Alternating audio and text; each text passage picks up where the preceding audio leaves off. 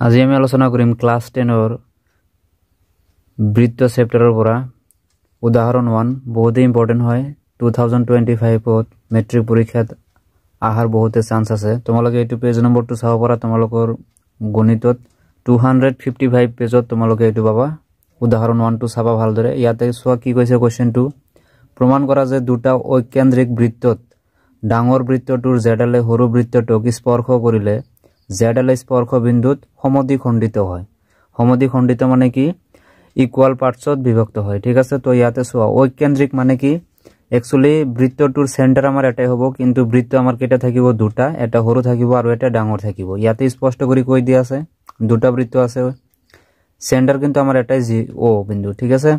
ডাঙৰ বৃত্তটোৰ জেডালে মানে A B তেনে হলে কি হ'ব ডাঙৰ বৃত্তটোৰ কি হ'ব জে হ'ব তো ডাঙৰ বৃত্তৰ জে হৈ গল এ বি ই কি কৰে সৰু বৃত্ত জন্তু তোমালোকে দেখা পাই আছা ইয়া কি কৰি স্পৰ্শ কৰে তেনেহলে কত কৰে স্পৰ্শটো স্পৰ্শ বিন্দুটো হল কি পি তো আমি প্ৰমাণ কৰি দেখাব লাগে কি এপি ইকুয়াল বিপি এটো আমি প্ৰমাণ কৰিব লাগে তো প্ৰমাণ কৰাৰ কাৰণে তোমালোকক কি কৈ দিয়া হৈছে যে ম্যাক্সিমাম কোৱেশ্চনত আমি ট্ৰায়াঙ্গেল ড্ৰ কৰিব লাগিব আৰু তাৰ পিছতহে আমি প্ৰমাণটো কৰিম ঠিক আছে তো ইয়াতে আমি এটো এ ও সংযোগ কৰিব লাগিব ও বি সংযোগ কৰিব লাগিব ও পি সংযোগ কৰাৰ লগে লগে আমি দুটা ত্ৰিভুজ পাম এই দুটা ত্ৰিভুজক আমি কি দেখাব লাগিব সৰ্বসম দেখাব লাগিব যেতিয়া আমি এটো প্ৰমাণ কৰি দিম সৰ্বসম হিচাপত তেতিয়া আমি লিখিব পাৰিম কি এপি ইকুয়াল পিবি তো এতিয়া সোয়া প্ৰমাণ কৰাৰ কাৰণে তোমালোকে কি কাম কৰিব লাগিব প্ৰথম অৱস্থাত সলিউশন লিখিবা আৰু তাৰ পিছত লিখিবা ধৰা হল ও কেন্দ্ৰযুক্ত ঐকেন্দ্ৰিক বৃত্ত দুটাৰ ও কেন্দ্ৰযুক্ত ঐকেন্দ্ৰিক বৃত্ত দুটাৰ সৰুটোৰ আৰু ডাঙৰটোৰ ডাঙৰ বৃত্তটোৰ কি হ'ব এ বি জে মানে ডাঙৰ বৃত্তটোৰ এ বি জে হৈছে মানে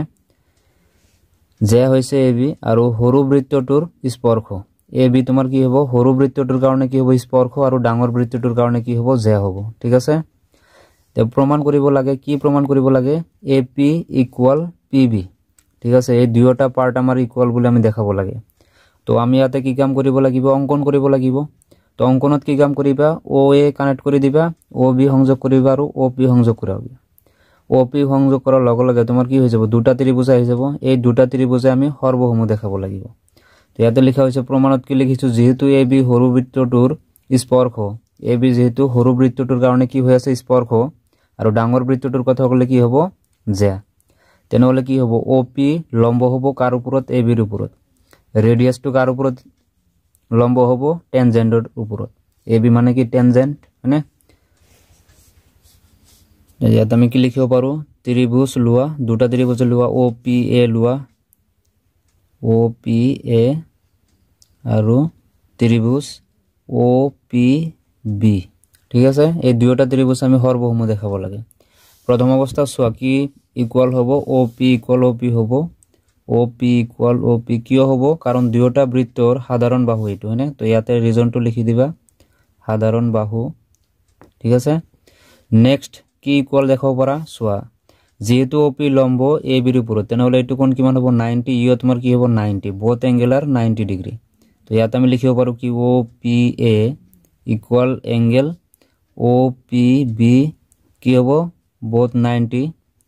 ডিগ্ৰী হ'ব ইয়াতে ৰিজন উল্লেখ কৰিব নালাগে ওপৰত আমি ৰিজনটো দি দিছো তাৰ পিছত সোৱা এইটো ও এ তোমাৰ কি হ'ব ডাঙৰ বৃত্তটোৰ কি হ'ব ব্যাসাৰ্ধ আকৌ ও বি টো কি হ'ব ডাঙৰ বৃত্তটোৰ ব্যাসাৰ্ধ হ'ব গতিকে এই দুয়োটা আমি ইকুয়াল দেখাব পাৰো তো ও এ ইকুয়াল কি হ'ব ও বি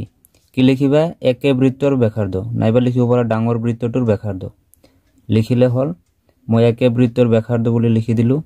তো তিনিটা কন্ডিশন লাগে তিনিটা কন্ডিশন আমাৰ হাতত আহিছে এতেকে আমি কি দেখাব পাৰো ট্ৰায়াঙ্গেল ও পি এ কংগ্ৰুয়েন্ট টু ট্ৰায়াঙ্গেল কি হ'ব ও পি বি কি শৰ্ত হিসাবত হ'ব সোৱা এইটো কোণ দুয়োটা কোণ কিমান ডিগ্ৰী কৰি আছিল 90 তো ৰাইট এংগেল তাৰপৰ আৰ লিখিবা আৰু সোৱা ৰাইট এংগেলৰ অপোজিট সাইডটো আমাৰ কি হয় হাইপোটেনিয়াস তো এইচ লিখিবা আৰু এইটো জনটো সাইড লৈছে ও পি এইটো হ'ব তোমাৰ কাৰণে কি অনলি সাইড তো এইটো লিখি দিয়া এইটো শৰ্ত হিসাবত তো ইয়াৰ পৰা আমি কি লিখিব পাৰো এপি ইকুয়াল আমি লিখিব পাৰো পিবি কাৰ জৰিয়তে লিখিব পাৰা বাই সিপি সিটি